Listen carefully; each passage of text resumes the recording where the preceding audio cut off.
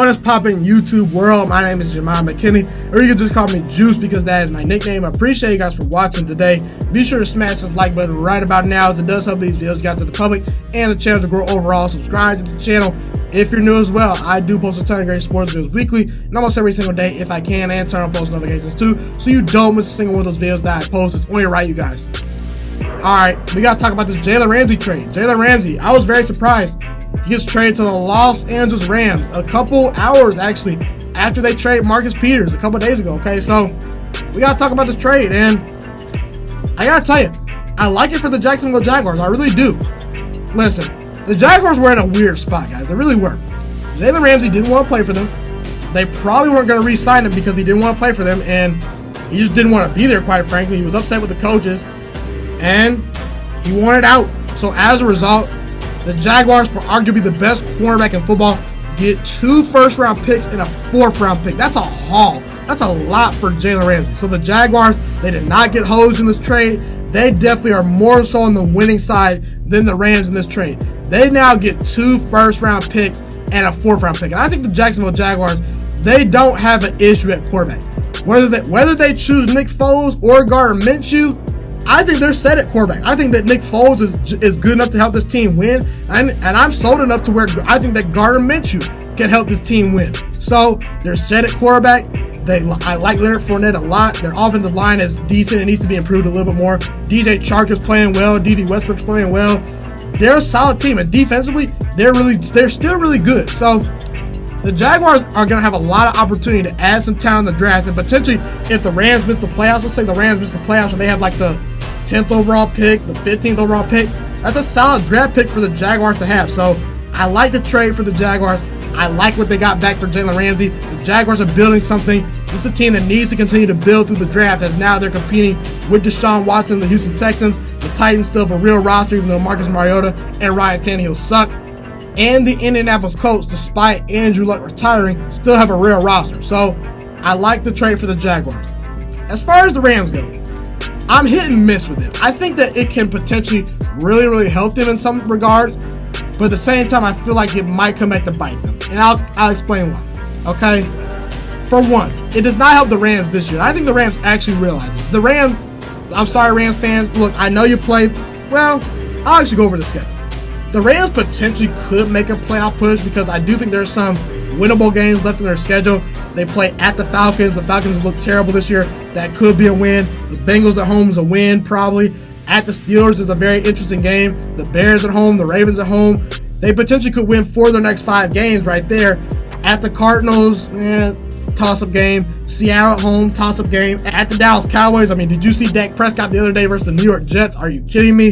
They probably could maybe steal that game. At the 49ers is tough, but I mean, they upgraded, okay?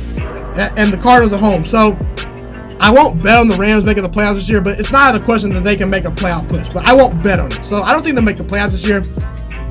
But as far as next year goes, I think it has the potential to help them. And I think it has the potential to help them for the next 6 years or so. Because the Rams, they're now going to, if they pay Jalen Ramsey, they're going to have a shutdown corner for the next 5, 6, 7 years. And in a division with Russell Wilson and Kyler Murray and now Jimmy G and the 49ers, who don't have a lot of great wide receivers, I think that gives them a little bit of an advantage, okay? When you're going up against good quarterback play and good teams in your division, you need good defensive backs. And Jalen Ramsey, maybe outside of Stephon Gilmore, is the best quarterback in football right about now. So we know Jalen Ramsey's talent is really good. But at the same time, Jalen Ramsey is an expensive player. They're probably going to give Jalen Ramsey the most money that any quarterback has ever gotten in the NFL's history, guys. They're probably going to give Jalen Ramsey that amount of money this year. And Jalen Ramsey does not fix the Rams' biggest issue. The biggest issue for the Rams is offensive line, running game, and their quarterback, Jared Goff. It's the offense in general. The offense has taken a step back this year. Obviously, the defense has been inconsistent, but the glaring issue for the Rams to me is probably their offense. Their offensive line. Jared Goff's taking a step back. I don't know what he's doing. He hasn't lived up to the contract. And Todd Gurley's knees have gone out. And as Todd Gurley's knees have gone out, This team has gone out. This team is not the same team now that Todd Gurley is no longer a top 3 running back in all of the NFL. If Todd Gurley is not a special running back, this team has proven they cannot continue to succeed. And then you say, oh, we'll just go out and get first. We'll just go out and get free agents, man. We'll sign a ton of players in free agency. Are you going to be able to? Because you're paying Jared Goff top level quarterback money. You're paying Todd Gurley top of the level running back money. You're paying Aaron Donald top of the level defensive tackle money. You're paying Jalen Ramsey. Now, if you pay Jalen Ramsey as the best cornerback in football, that really, really limits your salary cap. Not to mention in a couple years, Cooper Kupp. Have you not seen him balling out this year? Cooper Kupp is going to want a big time, big fat contract. Cooper Kupp is balling. You're going to have to pay Cooper Kupp a lot of money in order to keep him on your roster. So I don't know how the Rams can really fix their internal issues because of the salary cap. Because listen, if you trade for Jalen Ramsey and then he walks in free agency, oh my God, that might be one of the worst trades of all time. You don't trade for Jalen Ramsey and not re-sign him. You don't do that. So I think that Jalen Ramsey's an upgrade over Marcus Peters, definitely. But he doesn't fix their main issues, which is offensive line, because the offensive line is one of the worst in football. He doesn't fix their running game with Todd Gurley, who's no longer healthy. And he doesn't fix Jared Goff.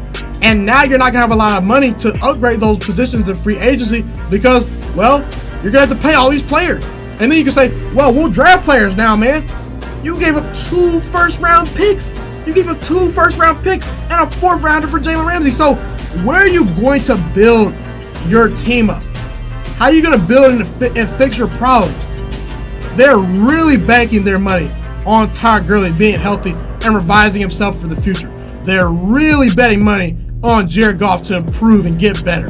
They're really hoping that Austin Corbett, a guy who they traded for from Cleveland, who couldn't even get on the field, guys, in Cleveland. Listen, this goes to show you how bad Austin Corbett was in Cleveland, at least, okay?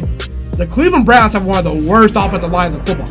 That guy could not even get on the field when they have one of the worst offensive lines in football. When all those scrubs on the Cleveland Browns are blocking and they drafted that guy, he can't even get on the field. That should tell you enough about Austin Corbett right there. Now again, new system, new scenery, new coaching staff. Maybe Austin Corbett balls out. But again, I'm not betting on it. I'm not.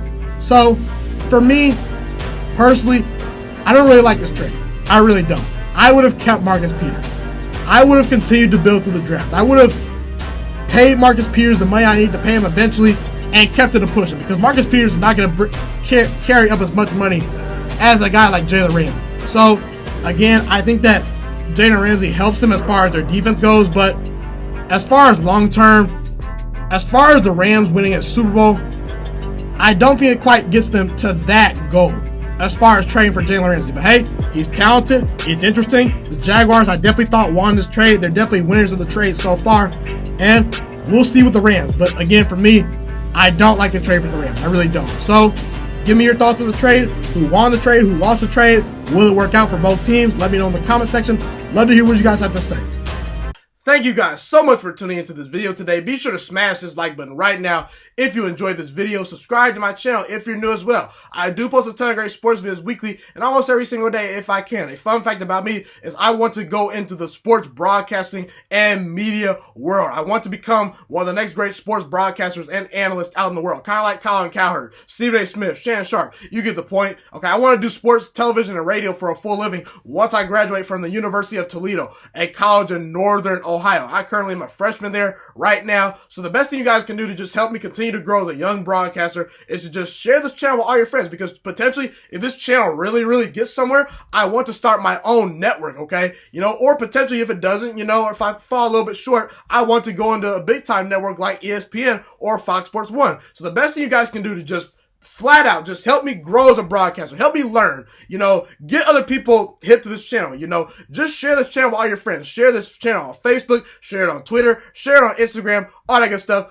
Also, be sure to follow me on all my social media platforms. And once again, guys, just share this channel with everyone you know. Get everyone hipped and watching these videos. Get my voice out there and heard. Share it on Facebook, share it on Twitter, share it on Instagram, all that good stuff. It's been your boy, Ghiman McKinney, or you can just call me Juice. I appreciate all you guys for tuning in today. I really do. Have a God bless day. Stay motivated, you guys, and I'm out.